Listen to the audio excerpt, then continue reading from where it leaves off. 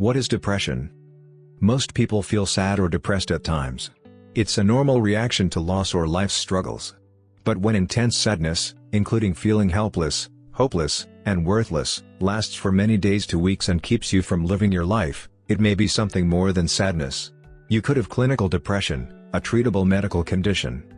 Sadness, feeling down, having a loss of interest or pleasure in daily activities, these are symptoms familiar to all of us. But, if they persist and affect our life substantially, it may be depression. Depression is a common and serious medical illness that negatively affects the way you feel, think and how you act.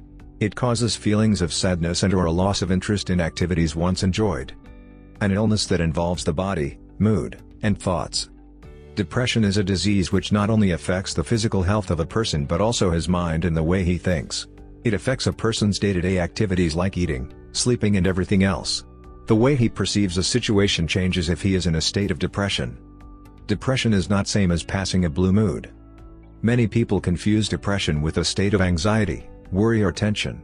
It is clearly not being in a blue or a bad mood.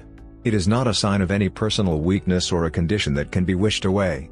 Depression is a mental disorder which is characterized by a sad state of mind which goes above and beyond normal sadness or grief. It is a clinical syndrome. Depression is a clinical syndrome, which means it is accompanied by a group of symptoms like changes in bodily functions like eating, sleeping, taking, etc., along with changes in thoughts and the whole process of thinking and reacting towards specific situations. Depression is not just one change, but it involves many symptoms which define it. Depression can be diagnosed only clinically.